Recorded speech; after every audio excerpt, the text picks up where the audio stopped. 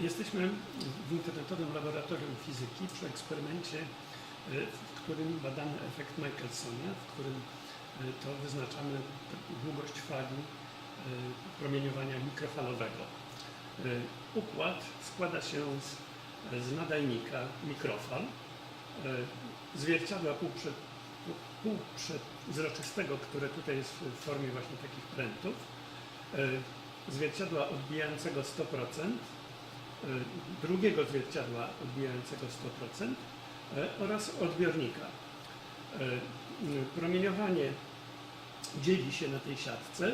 Część odbija się od jednego zwierciadła, część od drugiego. Razem schodzą się, interferując w detektorze odbiorczym. I w momencie, kiedy będziemy przesuwali jedno z tych zwierciadeł, na przykład to, zaobserwujemy na ekranie zmianę intensywności promieniowania docierającego do detektora. Pozwala to na wyznaczenie długości fali promieniowania.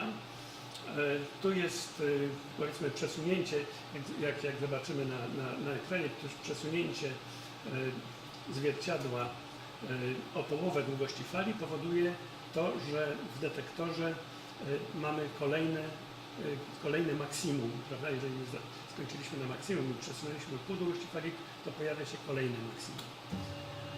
No właśnie, w tej chwili uruchomiony został to zwierciadło i można będzie zobaczyć, jak przesuwając jedno z tych zwierciadeł, na ekranie będziemy obserwowali kolejne maksima i minima, które pozwalają nam wyznaczyć długość fali światła.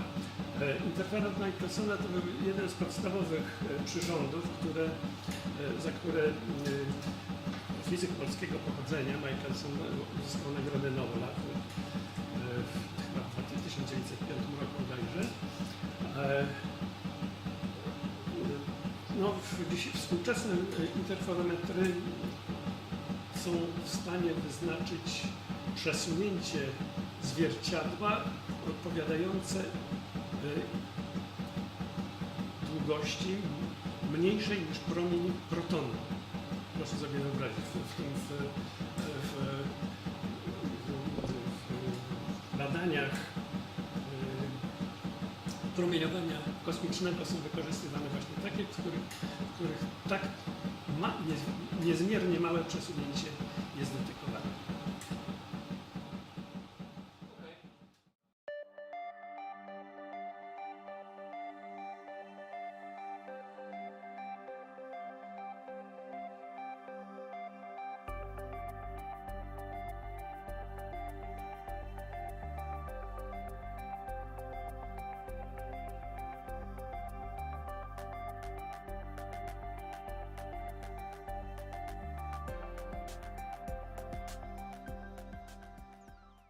Jesteśmy w internetowym laboratorium fizyki przy stanowisku, za pomocą którego możemy zbadać rozkład promieniowania ciała doskonale czarnego. Jak wiadomo, były bardzo duże problemy z określeniem, z wyznaczeniem zależności teoretycznej tego rozkładu. Dopiero Max Planck, wprowadzając pojęcie kwantu światła, rozwiązał problem tak, że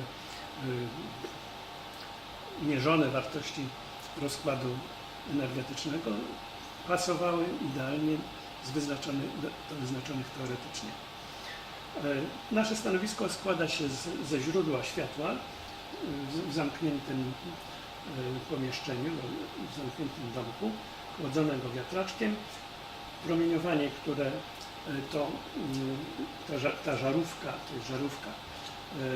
wytwarza, jest kierowane na zwierciadło wklęsłe. Zadaniem tego zwierciadła jest poprawienie wiązki, zrobienie z rozbieżnego promieniowania, które daje żarówka, wiązki równoległej. Ta wiązka pada na pryzmat, za pomocą którego następuje rozdzielenie światła na poszczególne barwy i dalej światło to pada na detektor, którym jest termopara. Ta termopara mierzy moc promieniowania docierającego. No i wobec tego, przesuwając się po tej krawędzi, badamy rozkład promieniowania, znając zależność położenia detektora od długości fali, możemy wyznaczyć zależność właśnie intensywności, zależność mocy promieniowania od długości fali i to robimy w naszym doświadczeniu.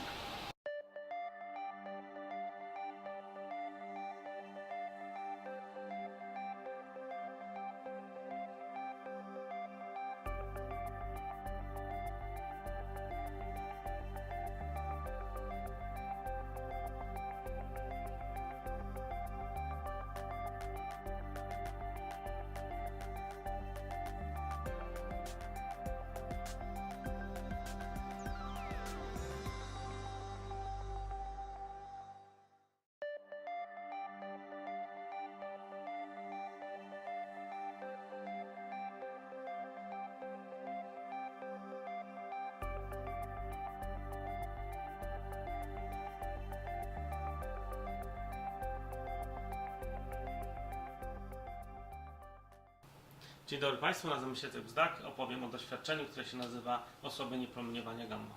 Promieniowanie gamma jest jednym z najbardziej przenikliwych rodzajów promieniowania i tutaj mamy urządzenie, które dokonuje całego doświadczenia. Na samym dole znajduje się źródło promieniowania gamma. Na górze mamy czujnik Geigera-Millera, to jest najprostszy czujnik promieniowania jonizującego. Pomiędzy źródłem a czujnikiem mamy obracający się talerz, na którym są różne próbki materiałów, które mogą pochłaniać promieniowanie gamma. Mamy tutaj próbki z miedzi, glinu i ołowiu. Każdy z tych materiałów pochłania promieniowanie gamma w różnym stopniu i to też możemy zmierzyć w naszym doświadczeniu. W tej chwili urządzenie robi pomiar promieniowania tła. Promieniowanie tła jest to naturalne promieniowanie, które nas otacza i z którego nie można w żaden sposób zatrzymać. Pochodzi ono z radonu, pochodzi ono z promieniowania kosmicznego. Nie jest to nic groźnego, ale by dokonać dokładne pomiary naszego promieniowania sztucznego, musimy wiedzieć, jakie w danej chwili jest promieniowane tła w naszym otoczeniu, w tym pokoju, i to robi ten pomiar. Tutaj widzimy, że urządzenie robi pomiar. Czerwona lampka to sygnalizuje, ona sygnalizuje po prostu, że rzecznik Geigera-Millera jest pod napięciem i mierzy zliczenia promieniowania.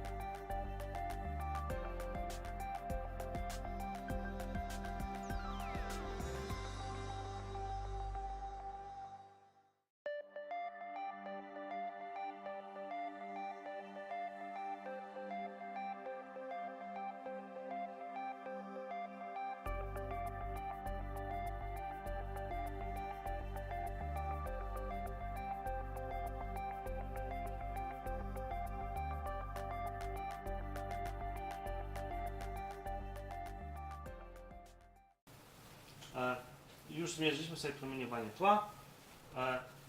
Teraz mierzymy próbki miedzi. Najpierw będzie najcieńszy plaster miedzi, który to promieniowanie osłabia relatywnie słabo. Mamy 2-minutową serię pomiarową i za chwilę poznamy wynik.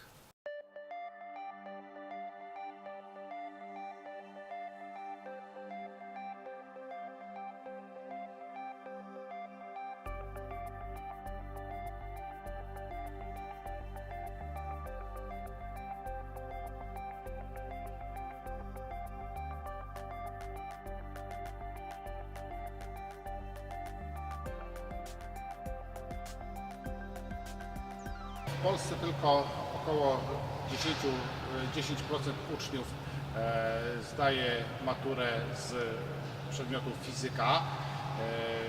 Większość uczniów fizykę postrzega jako przedmiot mało użyteczny i mało atrakcyjny.